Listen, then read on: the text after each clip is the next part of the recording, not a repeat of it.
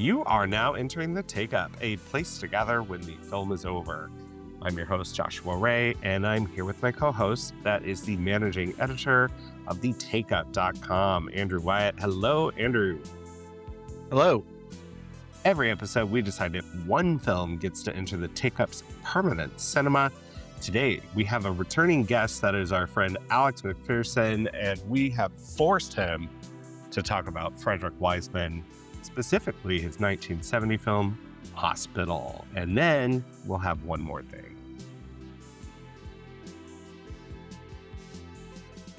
All right. Alex, thank you so much for joining us again. It was kind of like, our grandfather, our collective grandfather died. And so this is our celebration of life for him.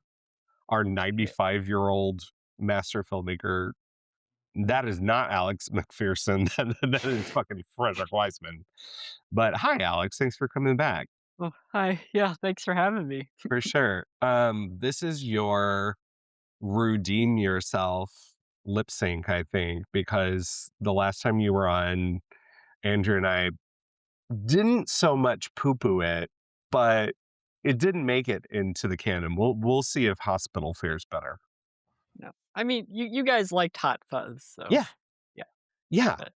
Yeah. I mean, is Hot Fuzz gonna we shouldn't let Well, Hot The Fuzz. Dead Don't Die should have really been in the canon. Oh, okay. I'd put that in over Hot Fuzz. Yeah, that was the one I wanted to talk shit on, and then I was like, wait, I like Hot Fuzz. Anyway. Alex, you're a film critic. Where can people find your byline these days? On Pop Life STL. Right. And then one thing we definitely have to mention up at the top is that it's just serendipitous timing that you are presenting as part of the Robert Classic French Film Festival. You're presenting La Danse. Now, what year is that Wiseman from? I believe 2009, I think. Right. Okay. So that one of the French Ballet Company. Well, anyway, Alex is going to introduce that and do post-film discussion.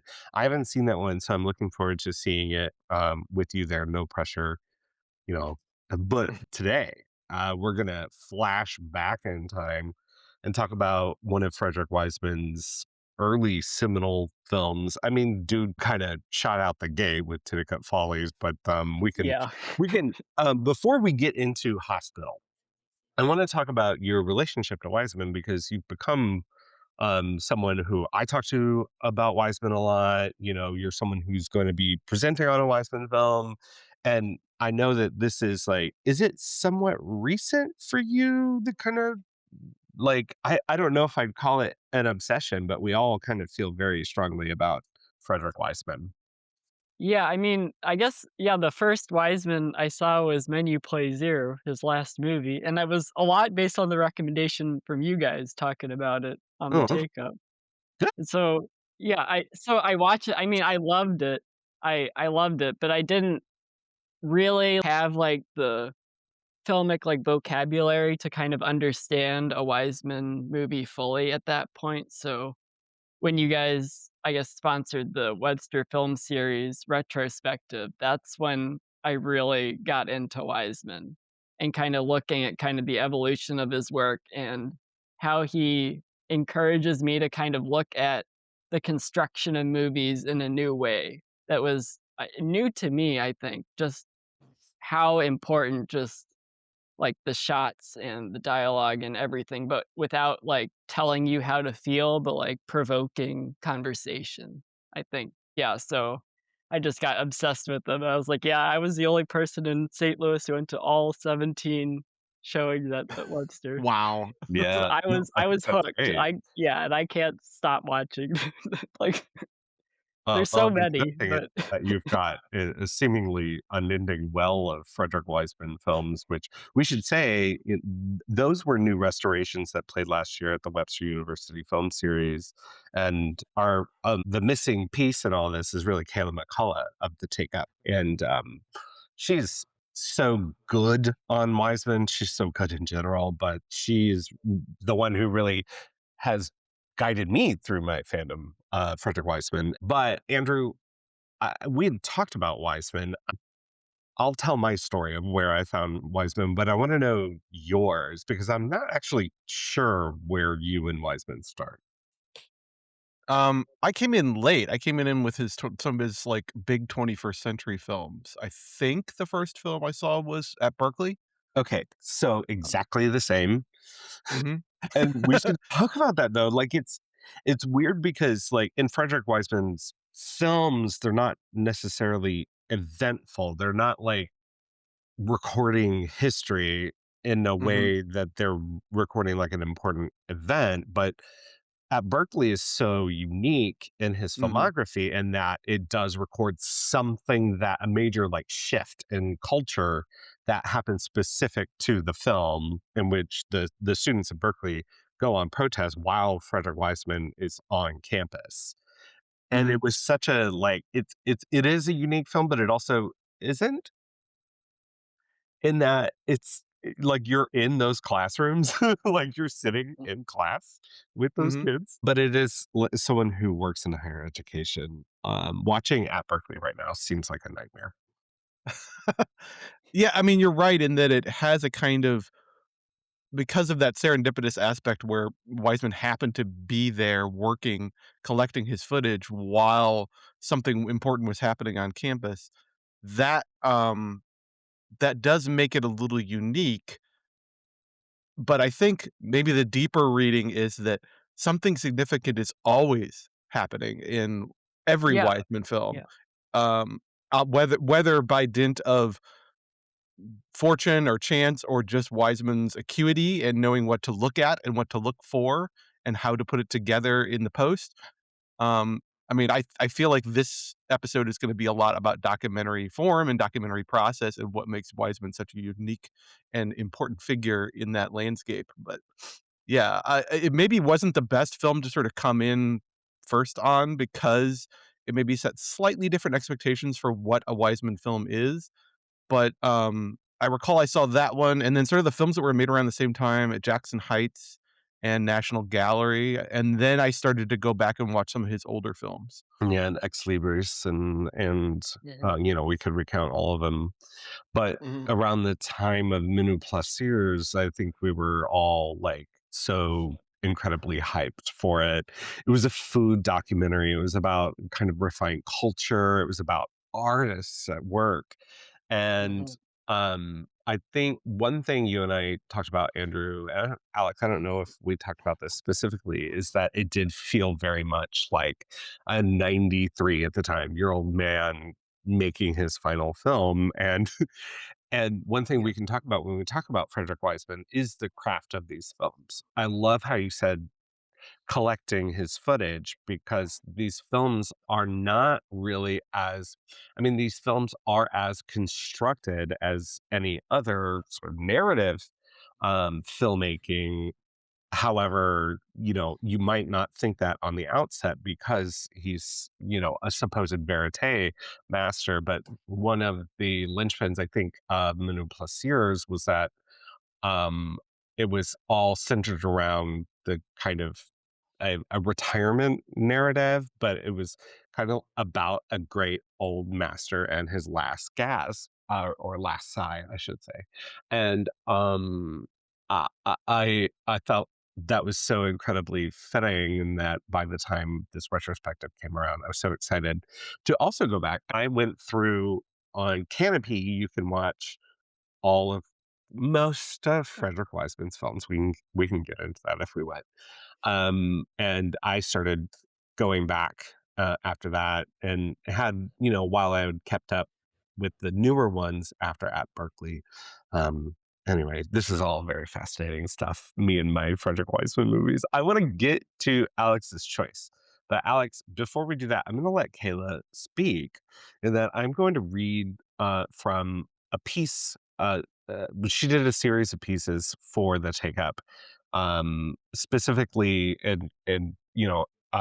as we co-sponsored that Webster University film series, and talking about the kind of like recurring themes across Wiseman's documentaries. And specifically, I want to read what she wrote about hospital.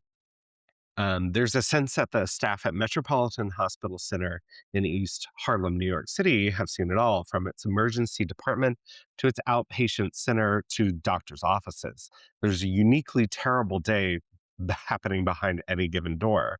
Wiseman is here to let it all progress unperturbed, silently rolling as staff members wrestle with the big question: how do you reconcile what needs to be done with what can be done?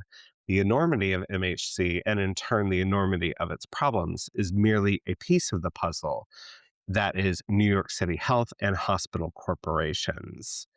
One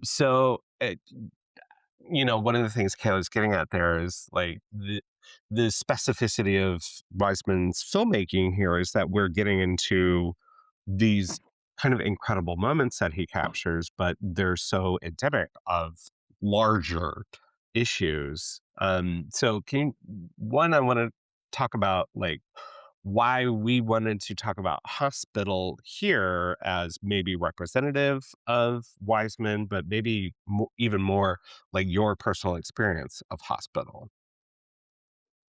Um, yeah, uh, one of like the main things that I took away from Hospital kind of on my first viewing was just an appreciation of like the doctors, and it felt like it's Wiseman's 4th movie. It felt like his like least, I guess, cynical in some ways up until that point, and so yeah, you're right. It's kind of like the hospital is kind of like a way station for all these problems outside of it that like nothing is really they just like they will continue kind of forever potentially until like those outside things are confronted. Yeah, Um yeah, so and they have continued since yeah. 1970. So, Yeah, focusing like a lot of like alcoholism and race and wealth inequality is a big like recurring thing throughout all the patients in the movie. It's full of like great like Wiseman scenes that like have really stuck with me.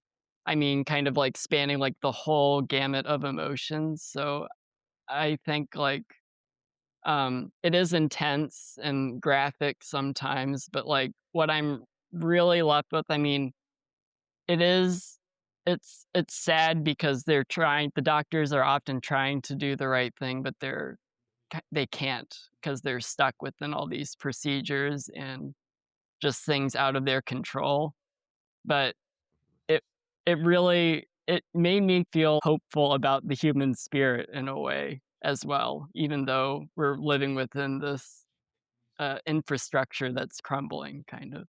So, and yeah, I don't know if that answered your question exactly, but that's why like when I first saw it, it really stuck with me as I watched his other movies. So, yeah, I think something we can get about is the experience of a Wiseman film, and that people in general want to say, oh, it's like fly on the wall documentary. But as you start wading through all of these films, you find that they do have unique kind of narrative curvatures and a kind of unique rhythm. Some of them are 90 minutes, some of them are upwards of 6 hours, and they have just different meters and rhythms to them.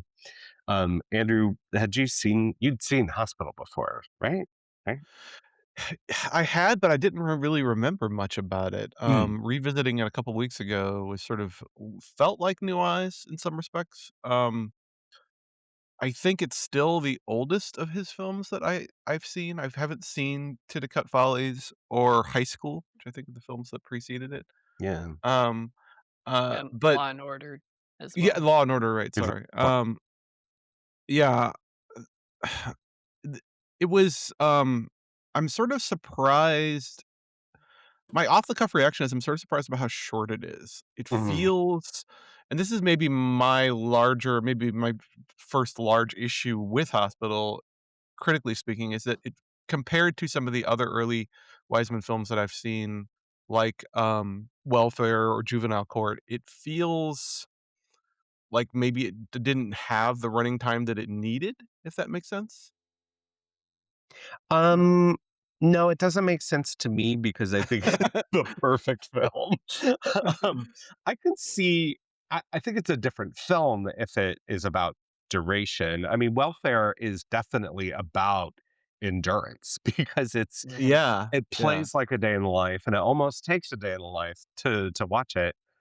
I mean, I'm being facetious. I It's only 3 hours. I'm not yeah, I should say, I'm not saying that Hospital doesn't work in its current form, but, sicko that I am, I kinda wanted a 4-hour I Hospital know. something What's like wrong? Are you good? Yeah. But I mean, I understand that, but, like, in some ways, like, it gives, like, each scene more weight in a way because you know, like, what he's showing. I mean, for a lot of his movies, like, hundreds of hours or dozens, I mean, I guess it varies from place to place, but he has a lot of material to work with wherever he's going. So, like, yeah, like, as you were saying, like, that he constructs it in this way, I think it is. I mean, it shows kind of the rhythms of the hospital as well in a certain way, and kind of like there's no time to process the trauma, and then and it puts you in the shoes of like the workers in a way as well. That's That's a good point. yeah, I Mhm. mean, that's exactly my thing is that so, when you were talking about earlier about collecting the footage and reviewing the footage and looking at what the experience of the thing was.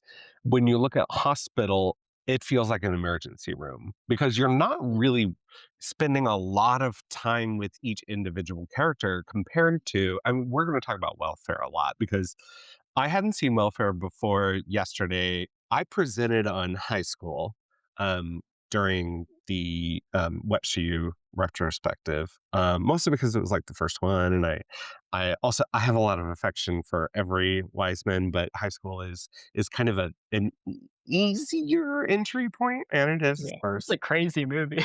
Yeah, but Andrew, you introduced welfare, and I hadn't seen it, and welfare does make you sit with people to a kind of torturous degree. Like your body wants to get the fuck out of the room. Of course, my critical mind is like, this is exactly the point of it. But Yeah, exactly. hospital moves at a clip, and you get probably the same amount of like visits with individuals that you do in welfare, except that welfare spends upwards of 20, 30 minutes with people in their sessions. Whereas a hospital is like bam, bam, just runs through them so quickly. But that Mhm. doesn't mean that you're not getting these kind of really incisive, decisive moments in hospital. To me, I mean, if you are making like a pop version, a pop song version versus like this operatic thing that welfare is, it is very fair to compare these two, and that they're dealing with these broken systems and one of the things you get from both of these films is that there's a kind of war waged between the individual trying to benefit from the system and the administrator of the system. And then the system is this whole thing outside of it that is Right. inhumane, is uncaring, but it's set up for those purposes. So the tension between everyone just it to watch it cinematically, it sings, but it's incredibly heartbreaking. Yeah, just like all these people with all these different experiences kind of forced to deal with the same bullshit. Yeah. Yeah. I know it's, with Wiseman, there is always a temptation when you're critically, uh, enthusing about him to just talk about, "Oh, this was my favorite scene," or "This was my favorite scene." My favorite scene in Hospital is the one-sided phone conversation between a psychiatrist and another hospital about his patient, where we only get his side, but everything still broken to this day about American healthcare and mental health care in particular, is sort of laid bare with nothing. The only material is a medium close shot of a guy on a phone, and we only hear his conversation. We get everything laid bare in that one sequence. I wanna talk about that sequence so bad. You are talking about the trans woman, um, who is underage fighting for some kind of Social Security? Is that what you're talking about? Or are you talking about a Well, psychiatrist? There's an earlier scene. I think that there is a connection between them, but again, because it's Wiseman, sometimes things get elided, and you're not sure who's being talked about or what the connection between scenes are. There's a scene earlier in the film. I know the scene you're talking about with the trans woman, homeless individual who's sort of appealing to a doctor, and the doctor's trying to fight as hard as they can for them. There's an earlier scene, I think, as well. Refresh my memory, Alex. Isn't there an are earlier scene with a psychiatrist on the phone? well, yeah, I mean, I think it's Dr. Schwartz at the beginning, right? It's like Mhm, the woman has been transferred to the hospital, Oh, right. mhm. kind of, Yeah. right? And he's talking with is that what you're referring to? Yeah, yeah. I mean, you Yeah, can see it's a great scene, it's a great character. Like, Weisman clearly saw a great character in this guy because he's maintaining his composure as best he can, but he's so clearly at the end of his rope and is so frustrated with this other sort of functionary he's talking to on the phone about the limits, as you say, about the difference between what needs to happen and what's possible in this moment, what can happen within the confines of the system is yeah. so poignant in that sequence. And it's like a resigned kind of like dark sense of humor about it too. Like he's like, "Oh, yep, this is the same thing I've done a million times." But To put a fine point on it, like, the hospital very much feels like an early compendium, and because it feels so holistic about, like, the human experience, and that there are moments in this that are so funny, are but yeah. then cut to the next scene, and in the incredible tragedy of losing, someone, and watching them, literally watching their last breaths. I mean, I gotta say, Andrew, I'm not gonna resist the critical thing of saying what's your favorite scene, because I have a favorite scene. Alex, we talked about this earlier. I texted you and I'm like, the guy who takes a pill, I'll call it the trip. And he does not know what he's been given. It's some kind of hallucinogenic. I was like, don't let me forget to ask Andrew if he knows. As a scientist, do you know what the fuck that guy took? N I mean, I can't tell from his symptoms. He mentions mescaline or something, but that's Mescaline. not what he Yeah, took. But that's not what he He took. thinks it is, yeah, Yeah. yeah, but and Oh, for the days when you would take a pill from a stranger in Central Park and just yeah, take it. right, right, right, right. You know that guy paid a pretty penny for it too, because Yeah. he's from where? He's like from the Midwest. Minnesota, Yeah, he's from right, the an Midwest, and art then he student. in the middle of his trip, I mean, we get introduced to him by saying, "Am I dying? Am I dying?" And they're like, "No, you're not dying. Try to drink some water." And the You're guy like, "You need a psychiatrist." you knew He's like, "Do I need a psychiatrist. He was like, psychiatrist?" and "Yes, the you do." guy the hospital worker says, "Not just for this." Yeah, and it's Doctor Schwartz, the same guy Yeah, yeah, from yeah, the phone yeah. call earlier too. Yeah. The recurring characters in Wiseman are so great too, because you get so hooked on them. Like you wanna find a narrative when you see a recurring character, and this one Mhm. doesn't really give you that. But this scene does give you like pieces of this guy's life, and he starts rattling things off, that he moved to New York to go to school, and he's in love with someone who went to Europe, and so he needs help with that.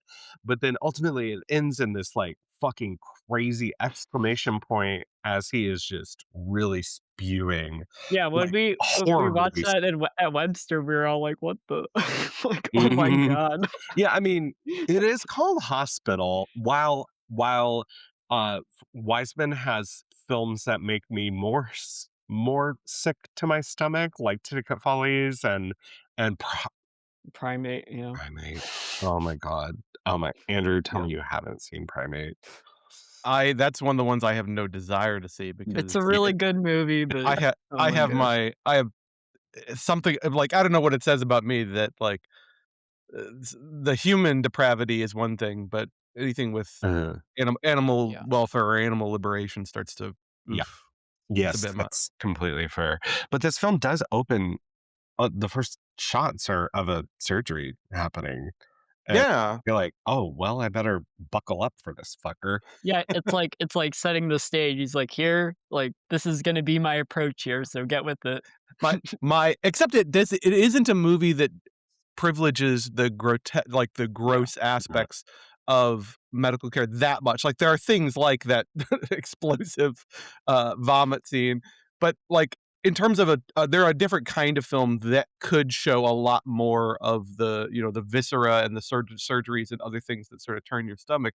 I I mean, view it as Humani Corp yeah, yeah, which is a film that's uh, happened, with the Harvard Sensory Ethnography Lab, which is a film that's happening sort of in the shadow of a hospital, mhm. but I view that putting that surgery, like, front and center to me is like showing Nicole Kidman's ass in the first 5 seconds of Eyes Wide Shut. It's like, let's get it out of the way Out because of the this is what way. you were here for. Yeah. Okay, and now we can get on with the movie we really wanna make.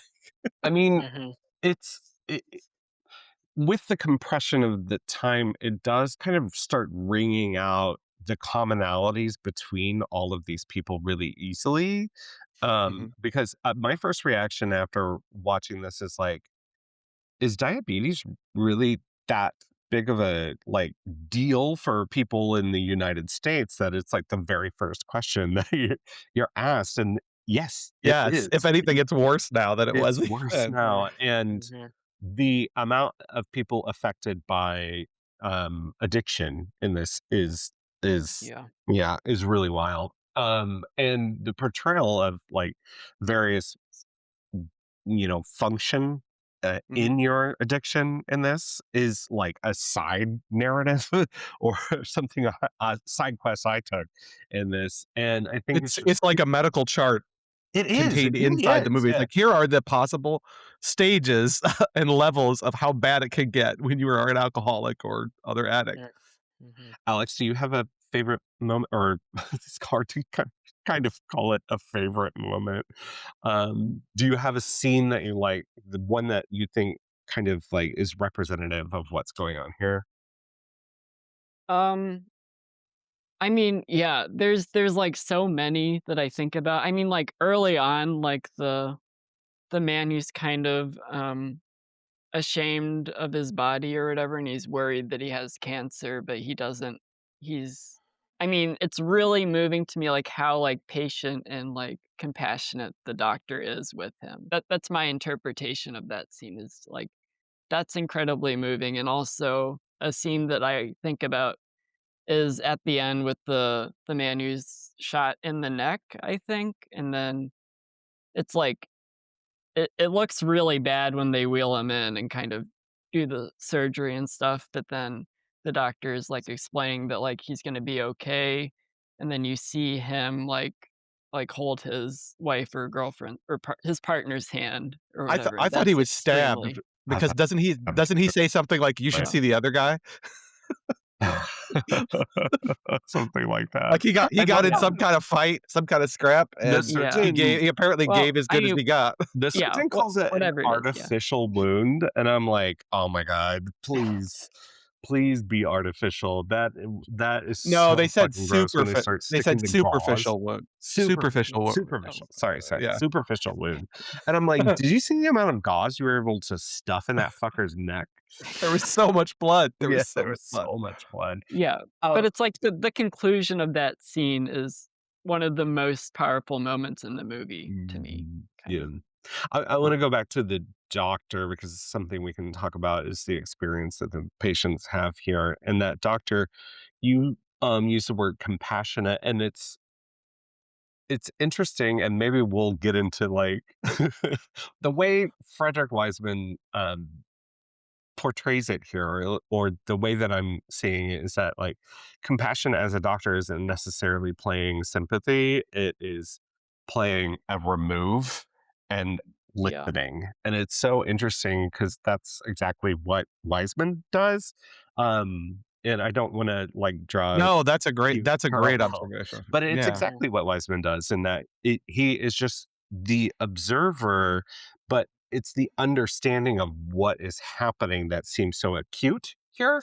And I think a lot of that, in something that Kayla really taught me, is that you're getting a lot of the filmmaker here. It feels biographic in that you're understanding his worldview. And look at the subtle things that Wiseman is doing to show you that he is showing you. And that opening scene with the surgery is actually, there's quite a bit of, excuse me, cutting, uh, editing in that first scene. But the soundtrack is a constant heart rate monitor. So he's actually showing you that I am preparing this footage. This is it is crafted in a way. So I am here in a way. But he's not really provoking you to feel a certain way. It's the way that he crafts it is showing you kind of the experience of it.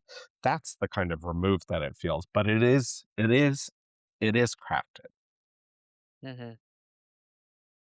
Yeah, Yeah. I think that there's a difference. It's very easy to fall into the trap with Wiseman of saying, he's a very neutral observer. He doesn't have any of the devices that so many other American documentarians love. No talking heads, no voiceover, no intertitles, no nothing.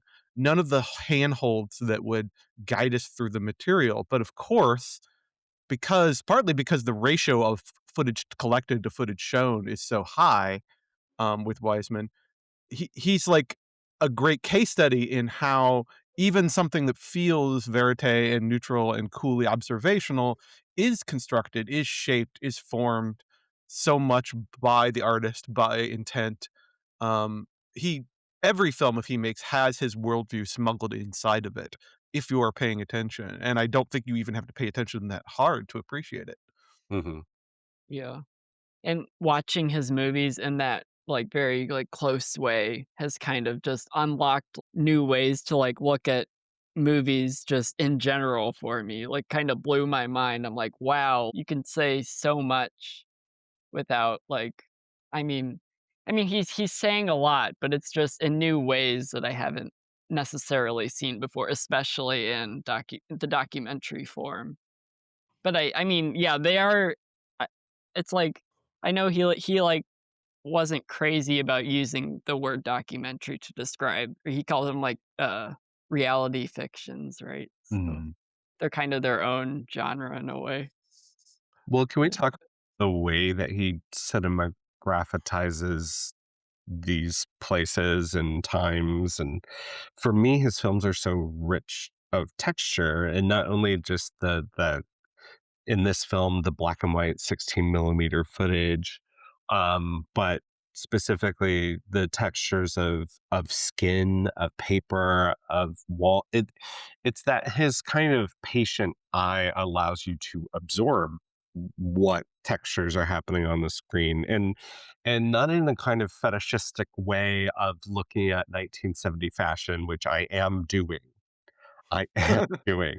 And they become the kind of time capsule, like, that's not the point, but as time goes on, the way that he's captured them do become a time capsule of a culture. Mhm. And, specifically just I and I know he's got frequent collaborators, and we should, acknowledge their, hand in the Wiseman project as a whole, but the choice of where the camera is at all times, the choice of who to focus on, because often it's just a Right. single camera, and you can tell that it's kind of just single camera footage because of the way that it's constructed. But there's just expert filmmaking happening in Wiseman all the time.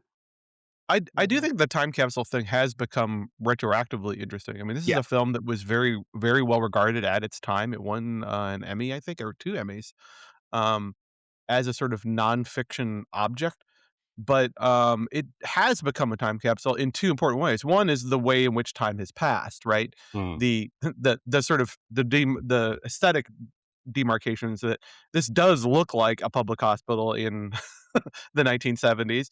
The people look like the people American people of the 1970s, but there's also, like, little signifiers. There are things that pinged me, like the way that there's a guy who's so deep into alcoholism that he's, like, slumping over and can't sit up in a chair, so they actually tie him to the wheelchair, which I feel like Mm, mm. that probably wouldn't be Probably allowed wouldn't now. happen now, at least not Yeah. in that way, Wait, although, Yeah, not like not with that way, not in that style. Um, but there are other things that sort of, like, hit you like a thunderbolt, like the appearance of that, black trans, patient who sort of, like that the inclusion of that as such a central piece of the film feels so intentional in that and again, just from the vantage point of 2026, it hit me like a thunderbolt the first time I saw it. I'm like, "Oh, wait, this is a queer person on queer person of color on camera in 1970, and the film is mm. treating it so matter of factly, and the doctor is treating it so matter of factly and advocating so strongly for this patient. It just feels that act of presentation feels radical yeah. to me. And how it's, like, framed, or how the person's, like, framed behind the or in front of the photo of the Mayor Lindsay, Mhm. Yeah. and, like, the same kind of position of, like, I like to think yeah, that it's Wiseman, kind like of crazy. that's not staged, right? But Wiseman is, No. like, vibrating internally when he's watching this saying, "Oh, this is Yeah, good." and the cinematographer was William Brain. William Mm. Berry, yeah, and he did, worked with him a lot, but those 2 together, I mean, they're like, when that happens, what Yeah. I don't know, or maybe you find that in the edit, but I think it's important to also think about the treatment of that character, to call Mm, him a character, I think that's probably fair for a film, but and uh, how different it might be now. Oh, They're absolutely. they're given a schizophrenia diagnosis up front, like, and the misgendering, and I mean, I don't know, they're not able to really speak to their own situation, but I think it's fair to say that they are a trans person who is being misgendered and being ascribed or prescribed with a schizophrenia diagnosis. But there are also But it's such a issues of heartbreaking scene because class and in their own words, they're talking about, like, these profound feelings of self-loathing yeah. and, like, there are clinical words we could use to describe this, but I think as a human, if you're watching this, you can't help but feel the emotionality of it rather than the clinical dimension to mhm, it. But, of course, the doctor is doing best. I mean, again, when I say it's radical, I think of it as a statement of, "Yes, these people existed here in this place and time, and they always existed at this place and time, no matter how much we would like to deny that." And we were using different words, we were Mhm. using and they were being treated in a different way, but there's such great compassion from the doctor. Even the doctor is consistently misgendering, and what comes from the self-loathing is that I'm not a man, I'm a woman, I'm a freak, I'm something in I'm between, I can't broken. speak, I'm broken. I'm mm. broken, Yeah. right. Uh, Right, and then Miss Hightower at the welfare center is, I mean, pretty obviously prejudiced against the Yeah. trans women as well. So, And the fact that welfare kinda gives us that reverse shot a few years later, which of yeah. this system is it makes I do think it enriches both films, right? To have that sort of it feels like shot, reverse shot for these 2 sides of the system that are trying to help people. well, I'm Kayla noted in her review, and I don't think this necessarily comes out in the text of the film, but she did a little history and a little digging. At the time, this hospital was in a sort of weird quasi-public, quasi-private Mhm. place, administratively or financially. So it has a sort of unique at least at this particular moment in history, it has a sort of unique place. It's not quite full-on privatized capitalist hellscape of America, but it isn't a completely public hospital at this particular point in time either. Mm, Yeah, there's a mhm, moment in welfare where, um, a pregnant woman is or yeah, a pregnant woman is seeking help, and the person at the welfare office by the way, this is us transitioning to talk a little bit about welfare. I don't know that we'll get the opportunity to do so together soon, so I wanna give it its due too because I just watched it and I'm so jazzed about Frederick Wiseman. But the opportunity where the woman says, "You, what do you mean you don't have any money? You just go to the clinic and get this note," and the absolute bureaucratic nightmare that yeah, is anything in this country As I'm moving to France, I'm figuring out that it's also everywhere, that the human experience Maybe it's just being alive being in the alive. world today. Right, yeah. Um, Anywhere. we love our imperialist self-importance. The Let's talk a little bit about welfare because Andrew, I know that while you prefer it and you gave um, a great introduction in Q&A at Webster, well, it was probably just an introduction because that movie's 3 hours long. Would you mind kind of either comparing the two for us or kind of giving us a little setup for what welfare is? Right, well, it's I mean, it's a very similar film in some respects in that it's, it's, I think it's a few years later, but some of the time periods that are filmed, I think, might even actually overlap because Welfare took a lot longer to pull together the footage into the final form. So the actual film spans a few years, I think. But it's New York State Social Services offices in the mid-1970s, and we're just sort of sitting there with the people who are there and the workers who are trying their best to give whatever little meager support that they can to these people and navigating, as you say, both the bureaucracy and the maze. I mean, people who need social services from the state are usually not in their best place to begin with. So emotions are running high. They're dealing with other challenges like being unhoused, like having addiction issues, like having family issues, and it's all sort of colliding there. I think the big difference between them is maybe one that like Alex brought up, that sense of there is a sense that in hospital that the doctors are trying their best, and there's a sense that treatment, medicine as a discipline, there's a reverence for medicine as a discipline of basic human compassion, basic humanitarianism that isn't necessarily present in welfare, even though welfare, it's right there in the name. It's supposed to be a social service to people in need, but of course, part of what you get from that film is just how demoralizing, and watching it from the vantage point of the 2020s, of course, that it's hard not to reflect on how little anything has changed. If anything, it seems like it's gotten worse in a lot of ways. So yeah, I think of the main difference being one of length. Like, again, I'm not saying that I'm right. I'm just saying that I kind of wanted to see the 3-hour version of Hospital as a sort of complement to the longer running time of Welfare, where I think sitting with it and, marinating in its awfulness is part of the point. Yeah.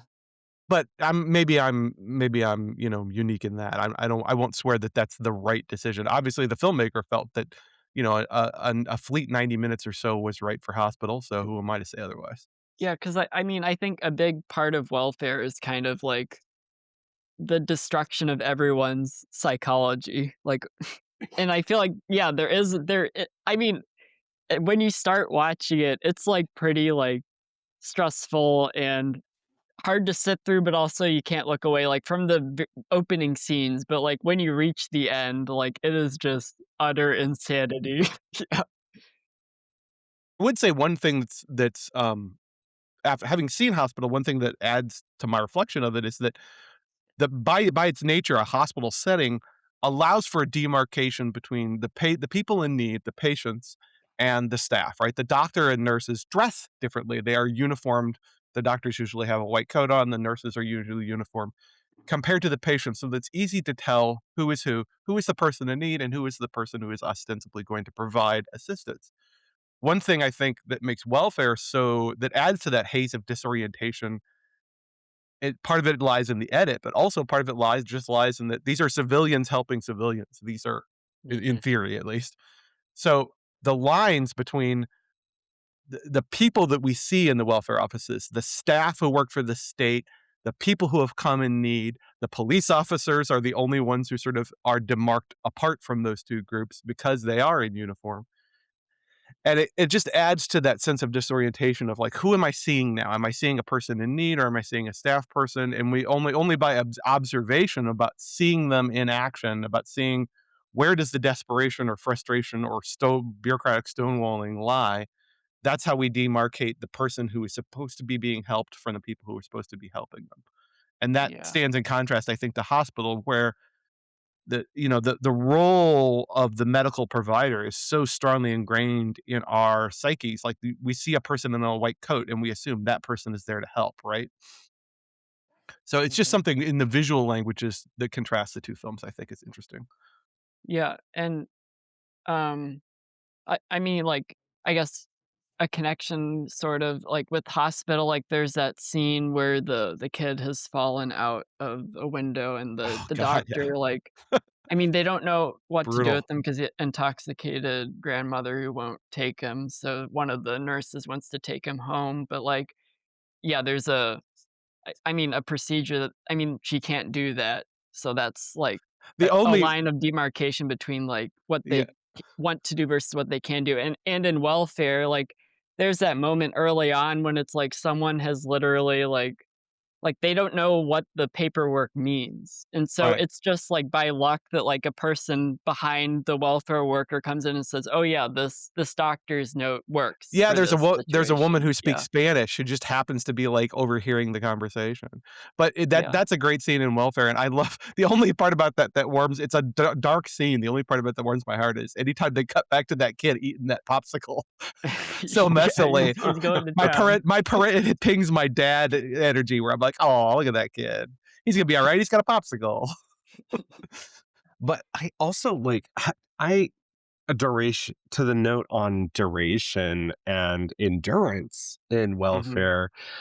I think I told you, Alex, like we were texting right after I watched it, and I said, I just feel utterly decimated, but I also don't know who to be mad at the most. Yeah, yeah, Be- Exactly. exactly. because I mean, The I, system. that's what a Yeah, systemic problem is. There is no yeah. one person to be mad as much as we might like to put the people in charge, the 1% who control all of our lives, much as we might wanna put them in the box and say that it's their fault, it's a systemic problem, and that's one thing that Wiseman does so well is conveying the systemic nature of the problems. and Yes.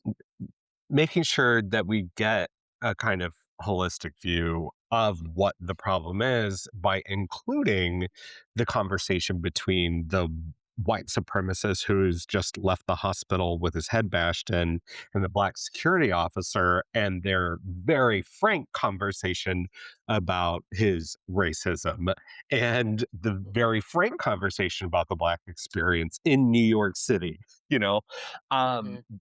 that doesn't necessarily have anything to do with the kind of bureaucratic process that everyone else in the film is going with or going for, but it happens in the room and that it becomes a kind of well, this is like a film of centerpieces. Like you could essentially say Yeah. that every 40-minute section that deals with one person is like one of the probably handful of centerpieces in this, but it becomes like this kind of narrative of watching this rising tension between these two Mhm. with the ultimate like them very kind of coolly pushing the white racist man outside and then taking their nightstick and just locking him out and letting him just bang on the door like get the absolute fuck out of here. But it's my god, I That had her that name security officer or cop, I don't know what it was, he entertained that guy for way longer than I way would have. He longer. had the Yeah, patience of a he was saint. very patient, yeah. Well, and the confrontation is a moment in which he's like, I'm and he says this to him at one point. This was a good, the black officer says this to him at one point, like, this was a great learning experience. um, but Victoria Rose, that is her name. The Mhm. woman who in probably the first third of it has her two like friends or distant relatives or something like that. And that utter, just like they can't find her file. Yeah, Oh Mhm. my yeah. God. But it stands in great contrast to the way those women interact with their caseworker to the final kind of big Mhm, confrontation in the way Mm. those women interact with um come on, Alex, what's her name? She's like the supervisor of the inventory or interview department, and uh, she's a white woman with an afro, and she's just the most like obnoxiously officious fucking, oh, I wanted to reach into the film and strangle her. And of course Spoken. you're on your third hour of being in this. So It's like everyone has their breaking point. everyone has a Like, breaking point. And she's like, well, she wanted to yell at me. And you know what? If I worked there, I would probably be her.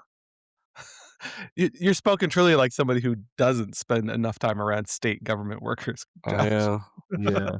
Let Yeah. me tell you, not much has changed. No matter the department, no matter the person, no matter the year, not much has changed. yeah, and, But I also like to get back to hospital for a minute, one of the things I like about it is how Wiseman gives us a little within the confines of its short running time, he gives us kind of a a tasting tour, if you will, to use Mendel's Passier's language, of every aspect of the American medical system at that moment within this one hospital. Like we get the scenes of a guy in the ER freaking out. We get the gory surgery scene right off the bat. We get scenes of doctors and trying to navigate social services, trying to navigate their own hospital and medical systems bureaucracy. We get sort of intimate scenes of a patient and a doctor speaking frankly about a medical issue. We get scenes of the nurses sort of cleaning up and bringing medications and bringing food to patients. We get all that. I got the impression that there may be also a teaching hospital element for the hospitals this time because we get that there is a There's scene a of like a research lecture or scene about yeah. leprosy or something. It's a well, there's an actual live, Like like, brain hospital. dissection happening. I just confused an IRL conversation you and I had for hospital. It's been a long weekend. No, no, there's a brain it's like a live brain dissection where they're showing yeah, a yeah, doctor, like a teaching doctor is showing, residents, a brain, but I think that if you're gonna have that shorter running time, I think that's really important to give that kind of like, sampling tray of all the different elements that go into it. There's a scene of like an obstetrician giving a woman an examination. Like we get a little bit of everything within the confines of that yeah, relatively short running time. And yet at the same time, it still feels those centerpiece scenes, as you say, still feel pretty indulgent and he lingers on them as long as he needs to. So, yeah, it's a great feat of whatever else you can say about it, it's a great feat of construction eh, to sort of give you a little bit of everything. yeah, and even I mean, yeah, I've been thinking about or I'm not quite sure what to make of the ending of Hospital as well. I think it's a really provocative, kind of interesting ending in that way because it's kind of like, um, just relying on, like, faith, and, like, we've seen doctors, like, doing the work the whole movie pretty much, and then at the end, it's kind of like we're all tiny before God, you know?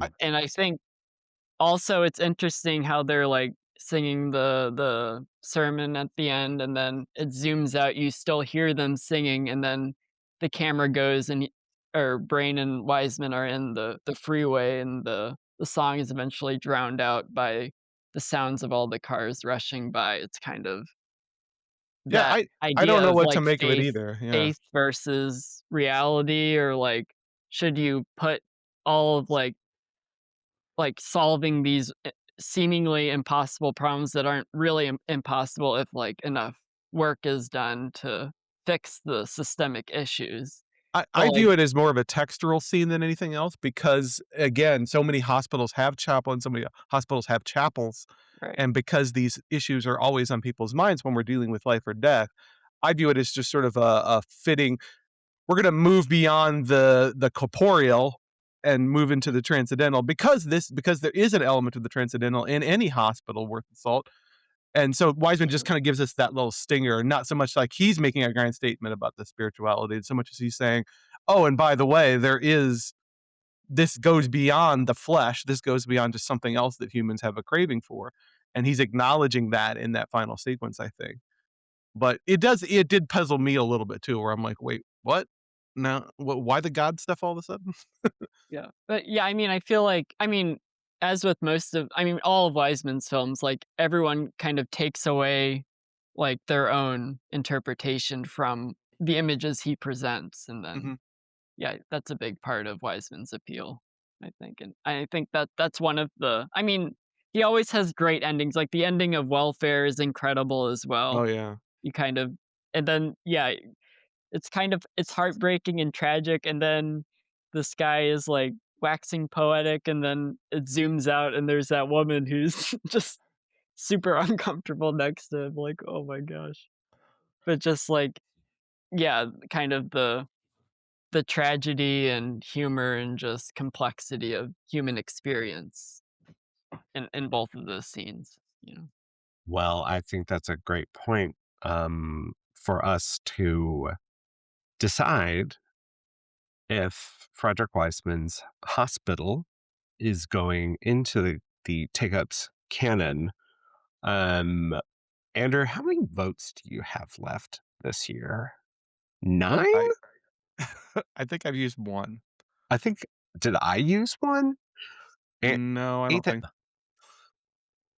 so I've got my votes left. I'm gonna ask Andrew first. I I don't think you have voted this year, Josh, because if I'm looking at the films that went in, Suspiria was, like, the very Last beginning of the year. Yeah. uh Just Resurrection, which we both voted for, Zodiac, which we both voted for, After Sun was my pick. I don't see a Josh only one on here Okay, currently. okay. So, um, I'm definitely voting hospital. And Andrew, do you I'm vote gonna make hospital? it's not my favorite early Wiseman, so I'm gonna make you use even though it's hard for me to vote against any Wiseman in here, I'm gonna make you use your vote and say no. It doesn't hurt at all. I I fucking love this movie, and I would put any Wiseman in. I'm gonna do a little plot twist though. I'm gonna Uh-oh. give you the opportunity to vote welfare in right now. Would Oh. you vote? Would you burn one of your votes and put welfare also in the take up canon? Ooh, plot twist. I love it. Yes, I would. Okay, guess what?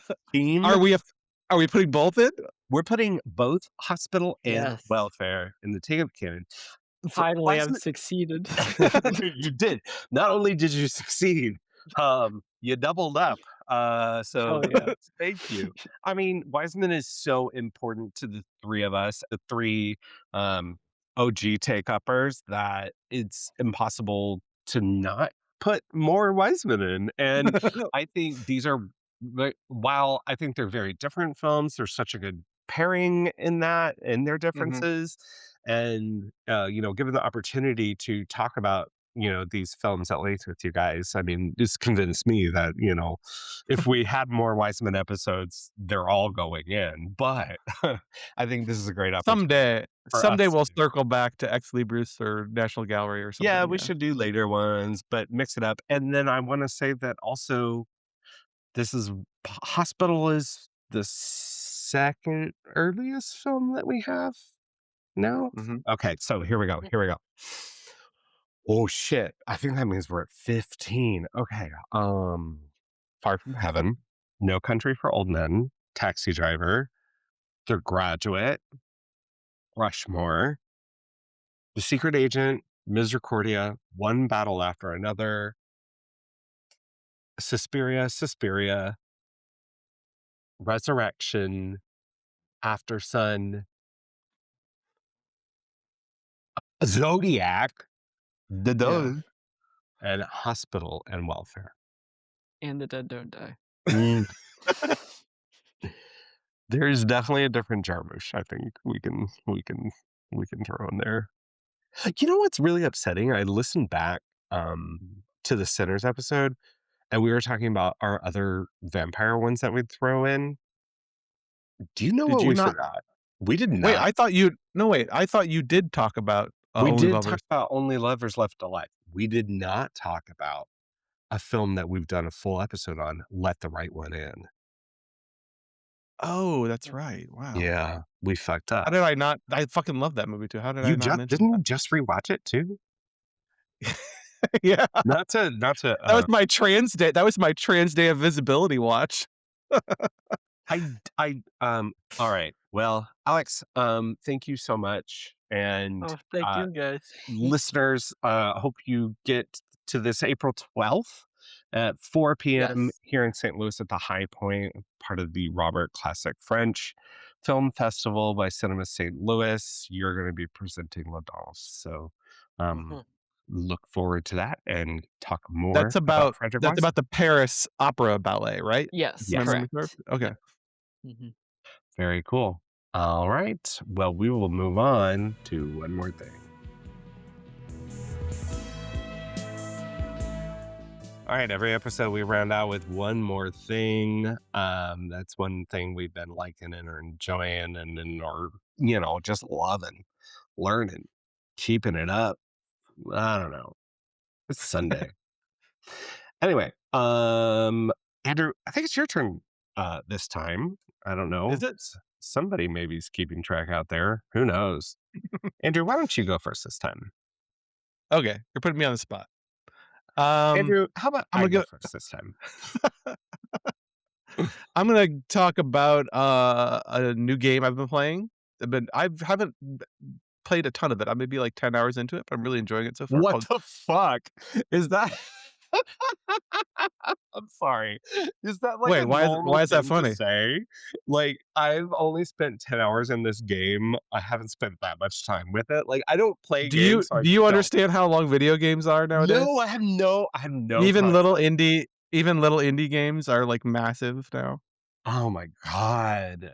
Anyway, okay. I love games. Go ahead. Anyway, this is a so the reason I've just started playing this game, but I'm recommending it because of how I came to it. So I don't play a ton of like indie games. I'm mostly a mainstream gamer for the most part, but occasionally I'll see something that just grab my attention. And this is one of those games where I saw some screenshots from it, and that was enough to make me go out and buy it just based on how it looks. It's an indie action RPG called Dungeons of Hinterberg. It's sort of what I would call Zelda core game. It's very much wandering around in a semi-open world environment, going into dungeons, solving puzzles, using your wits and your abilities to conquer monsters and conquer these complicated puzzles and door traps and so forth. What makes it unique is two things. One, it's a modern day game. It's developed by an Austrian studio called Microbird Games and published by Curve Games. And it's a Euro indie kind of title. It's set in the modern day where like in the Austrian Alps where these magical portals have suddenly started to open and people are like taking vacations to this little secluded alpine valley to go dungeoneering and slay monsters and collect treasure inside these magical portals. And it's a kind of ingenious concept where they've made a kind of Zelda-ish action RPG, but also kind of a cozy game about being in this, like, cute little alpine valley with, um, uh, perfectly, like, aesthetically engineered little tourist town I designed to mean, be. now I'm kind of understanding how you could spend 10 hours in it. I mean, 10 plus hours. Sorry. Yeah, it's a very cool, like, idea. Visually, it's a cell shaded game that reminds me with a little bit of, like, Spider-Verse-y kind of artwork style to it. Um, so, like, that was what caught my eye. I'd seen Mm. these pictures online of, like, a little redheaded girl fighting, like, creatures from Alpine Teutonic legend with her giant Final Fantasy sword, but it's all done in this kind of like Spider-Verse style. So the aesthetics are very cool.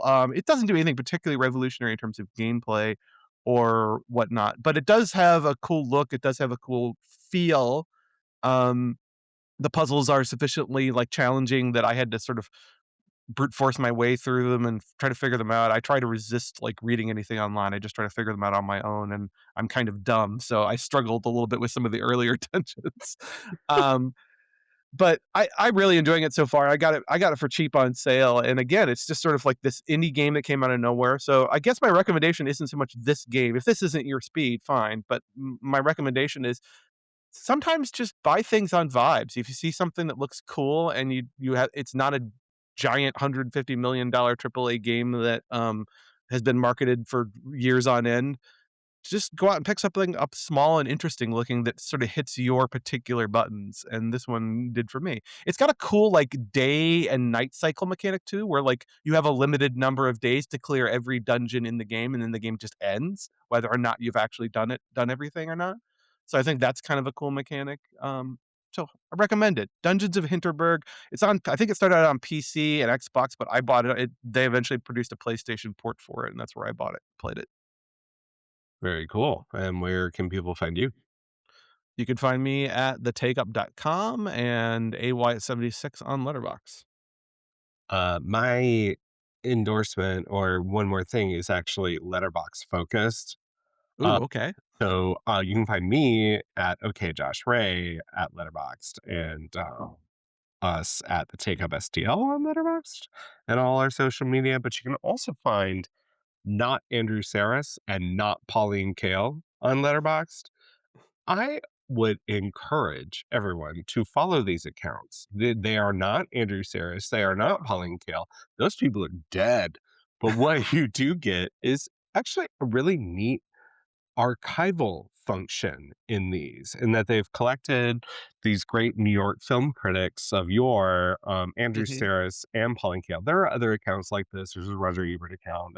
You can find Leonard Maltin's movie guide. I follow all these for archival purposes. And while I'm like looking at a movie, I will definitely see what Pauline Kael and Andrew Saris thought about, Peter Weir's The Mosquito Coast from 1986, just all these great reviews, either from their original publications or like the epic collected tomes Pauline Kael has, or things from like Andrew Saris's American Cinema book about, his pantheon of filmmakers, American filmmakers. But they're Now really, who is running these though? I don't It's know, just but people doing it as, like, passion projects or yeah, something? God bless them. Whoever's doing it, it's really cool because not only are they like collecting and collating these reviews, they're also like linking back to original publication, and it's just kind of a really cool resource. I don't know how exhaustive it is. I mean, it's exhausting, I'm sure, to run something like this, but God bless them because it's a really cool feature to not only see like, okay, let me see what my buddy Ethan thinks of this, who I say my buddy Ethan, who is also a film critic. I'm talking about you, Ethan. But let me see what Andrew Saris thought of this in 1970. Right. And I'm going to point people specifically to go to her review, Pauline Kael's review of Hospital, which is, I think, really great. Early take on what Wiseman is up to. Of course, as you referenced, Andrew, like this was an important film for him early on, and it was certainly appreciated in its time. But the way I Kale writes about this movie is great. The way Pauline Kael, even when she hates something, well, maybe especially when she hates something, writes is really important to me as a film critic.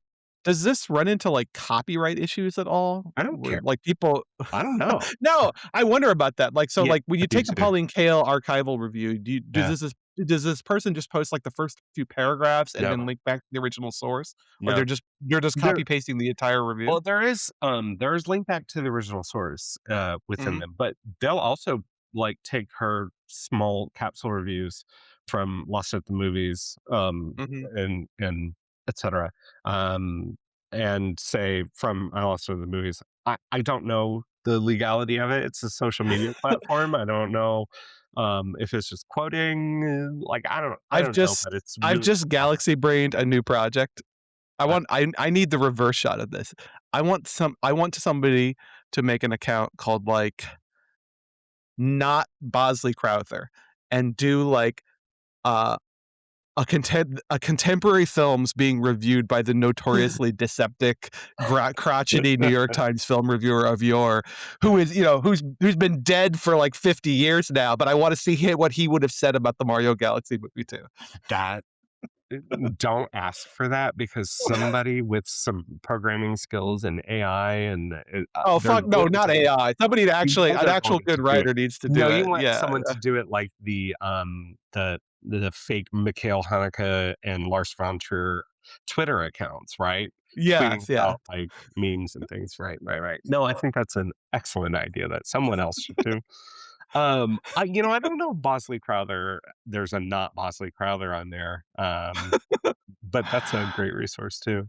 I mean, I could also just go directly to the sources and look these things up, but it's really cool No, just but to it's see the product one click. details on that. Yeah, Yeah. it's to see them on Letterboxd, I think is useful in the context of what you're watching and seeing all your friends on there. "Oh, look, here's what the, film critics reviewer said about it as well," so So just to keep going on this, I'm gonna give you their top fours. okay. Andrew Sarris's, which yeah, I buy this, are Ophal's letter from an unknown woman who gets to rules of the game and Sunrise. And Mhm. it's very clear that I'm more of a Paulette, in that she's got Godar's Weekend, Debbie's Something Wild, De Palma's The Fury, and Bonnie and Clyde are in there. So yeah, I'm more Yeah, Paulette. I think I know which one looks more like your But Mount Rushmore. love them both. They're both mom and dad. Um, anyway, but I'm at OK Josh Ray, but you can find us across social media platforms at the Take Up STL. On our next episode, we are going to have a guest, Victor Poutinier, of my husband, but also being PhD candidate in film media and romance languages at WashU, is bringing a film. So, okay, yeah, it's a Nepo guest, but I have to say he's more than qualified than probably Nah, either of us on we're keeping it in paper. the family here. Right, yeah, yeah. Either of us on paper, and he's bringing a really cool pick that I think is going to, I'm gonna feel like a third wheel, maybe because these two are obsessed with Messiah of Evil. So, you can check that out across streaming platforms. It's kind of everywhere, but, I've got that Radiance Blu-ray because I'm all physical media out. Anyway, this is Victor Pugnier's going to be here next week. And until then, I want to thank Ethan Tarantella for editing, producing the show, Kayla McCullough, help with social media, theme music by AMP. And until next time, I don't know, take a weekday and go spend it in your, you know, local offices. Go to the DMV in honor of Frederick Wiseman. Or you can go to the library. I don't know. Bye.